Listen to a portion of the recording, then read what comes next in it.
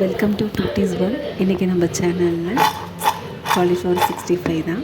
நல்லா மொறுன்னு கிறிஸ்பாக கொஞ்சம் கூட உதிராமல் எப்படி செய்கிறதுன்னு பார்க்கலாம். உங்களுக்கு சவுண்ட் கேட்கும் போதே தெரிஞ்சிருக்கும் எந்தளவுக்கு நல்லா கிறிஸ்பாக இருக்குது அப்படிங்கிறது. பாருங்கள், அதில் மெயின் கோட்டிங் எதுவுமே உதிரல. வாங்க எப்படி செய்கிறதுன்னு பார்க்கலாம். ஃபஸ்ட்டு காலிஃப்ளவரை நல்லா தண்ணியை கொதிக்க வச்சு கொஞ்சமாக மஞ்சள்தூள் போட்டு சுடுதண்ணியில் நல்லா போட்டு ஒரு கொதி விட்டு அதிலேருந்து ஃபில்ட்ரு பண்ணி ஒரு 2 டைம்ஸ் வாஷ் பண்ணி கூட நீங்கள் எடுத்துக்கோங்க. Safe side. குழந்தைங்களுக்கு எதுவும் அப்போ தான் ப்ராப்ளம் இல்லாமல் இருக்கும். இப்போ ஃபில்ட்ரு பண்ணதில் நான் கொஞ்சமாக மைதா மாவு ஆட் பண்ணிக்கிறேன். நிறைய பேர் இதை ஆட் பண்ண மாட்டாங்க. மைதா போட்டிங்க அப்படின்னா ரொம்ப நேரத்துக்கு கிறிஸ்ப் அப்படியே இருக்கும். கூடவே கொஞ்சம் கார்ன்ஃப்ளவர் மாவு. நான் இப்போ பார்த்திங்கன்னா தண்ணியிலேருந்து ஃபில்ட்ரு பண்ணி காய அப்படியே வச்சுருக்கேன். தண்ணி எதுவுமே அடியில் கிடையாது, ஒரு ட்ராப் கூட. இப்போ அது கூடவே மணக்காடு, அதாவது 65 மசாலாவும் ஆட் பண்ணியிருக்கேன். ஆட் பண்ணிவிட்டு அப்படியே ட்ரையாகவே நல்லா கோட் பண்ணுங்கள், எல்லாத்துலேயும் படுற மாதிரி. தண்ணி இப்போ ஊற்ற வேண்டாம். பாருங்கள், இப்போ நல்லா அந்த மாவு, ஏன்னா இப்போ நம்ம ஃபில்ட்ரு பண்ணி எடுத்த காயிலே லைட்டாக வாட்டர் இருக்கும், அதுலேயே நல்லா ஃபஸ்ட்டு இந்த மாவு கோட் ஆகிற அளவுக்கு பண்ணிவிட்டு இப்போ தண்ணியை தெளித்து பிசைங்க, ஊற்றி பிசைய வேண்டாம். நிறைய பேர் பார்த்திங்க அப்படின்னா மிக்ஸ் பண்ணி வச்சுருப்பாங்க. பட் அடியில் பார்த்திங்கன்னா ஓவராக வாட்டர் நிற்கும். ஸோ அதனால் இந்த மசால் பார்த்திங்கன்னா காயில் ஒட்டவே ஒட்டாது.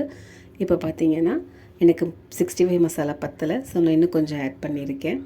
அகைன் தண்ணியை தெளித்து எல்லா பக்கமும் படுற மாதிரி. நான் மொத்தமே பார்த்திங்கன்னா உங்களுக்கு தெரிஞ்சிருக்கும், ஒரு 3லேருந்து 4 தடவை தான் தண்ணியை கொஞ்சமாக கையில் ஊற்றி தெளிச்சிக்கிட்டேன்.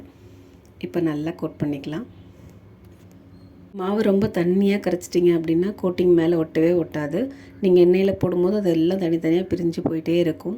ஸோ இந்த மாதிரி பிரட்டி ஒரு டைம் ட்ரை பண்ணி பாருங்கள். கண்டிப்பாக உங்களுக்கு நல்லா ஒட்ட பிரியாமல், நல்லா உதிராகாமல் கிறிஸ்பாக சூப்பராக இருக்கும்.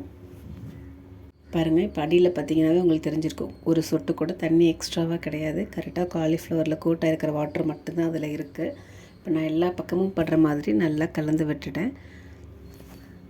இப்போ இது நல்லா கோட் பண்ணியாச்சு. இதை வேணும்னா நீங்கள் ஃப்ரிட்ஜில் ஒரு 1/2 அன் ஹவர் வச்சு கூட போடலாம். நான் டைரெக்டாகவே போடுறேன். பார்த்திங்கன்னா எண்ணெய் இப்போ சூடு பண்ணுறதுக்காக வச்சுருக்கேன். சில்லி போடுறதுல முக்கியமான இன்னொரு இம்பார்ட்டண்ட் விஷயம், எண்ணெய் நல்லா காயணும்.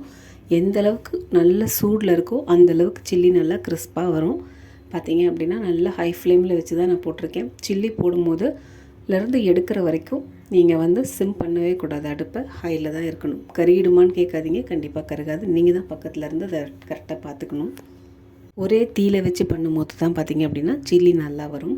அதே மாதிரி போட்ட உடனே கரண்டி விட்டு கிண்டாதீங்க. ஒரு 2 மினிட்ஸ் விட்டதுக்கப்புறம் நல்லா செட் ஆகிக்கும். அதுக்கப்புறம் கரண்டி விட்டு நீங்கள் உடச்சி கூட விடலாம். 1 2 ஒட்டிகிட்டு இருக்கிறதெல்லாம் உதுத்து விட்டுட்டு எடுத்துட்டோம் அப்படின்னா நல்லா இந்த மாதிரி கிறிஸ்பான காலிஃப்ளவர் ரெடி.